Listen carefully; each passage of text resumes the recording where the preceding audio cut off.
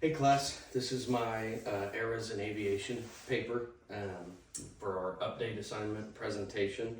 I did mine on Amelia Earhart and her aviation career.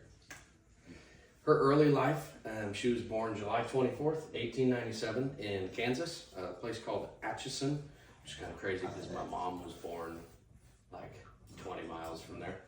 Anyway, she was a very independent child. Didn't really need anything growing up. She got her first interest in adventure when she became a nurse's aide during World War I, where she fell in love with aviation by treating pilots. She took her first discovery flight in 1920 in California, and then began taking lessons from Nita Snook. She bought her first aircraft. It was a yellow one, and you can imagine why she called it the Canary. She set the women's world record of altitude by climbing her Canary up to 14,000 feet, which doesn't seem like a lot, but that was a lot back then. Her rise to fame, she was the first woman to fly across the Atlantic as a passenger, and then she eventually became the first woman to actually fly the aircraft across the Atlantic. She became an international aviation celebrity after that, and became an inspiration for women and advocated for women in aviation. As most of us know, this is kind of a predominantly male-dominated industry, but it's slowly starting to become a lot more women getting into aviation and into professional aviation as well.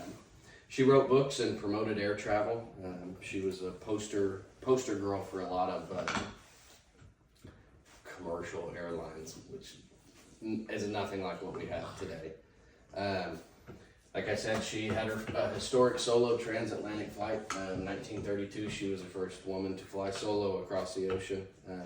She's the second person to do that. Charles Lindbergh did it first.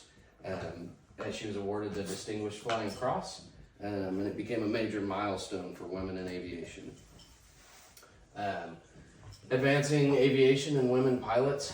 She was a faculty member at Purdue University, where she promoted aviation education.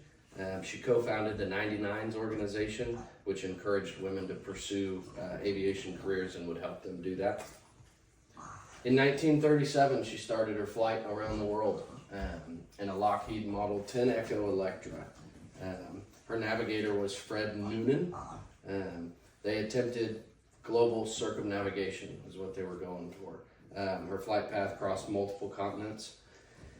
Unfortunately, July 2nd, 1937, they departed New Guinea, flying to Howland Island, and some radio transmissions suggested they were having navigational difficulty, and then they indicated that they had low fuel, and all comms were lost with them. Excuse me. There was a massive U.S. Navy search operation for her. The crash and sink theory is the biggest one. Is what they think happened. There's also a chance that they were castaways on Nikumaroro. And then there's been several potential wreckage discoveries in recent years. They've been scanning the Pacific floor, possible aircraft debris, but nothing's been positively identified. Thank you.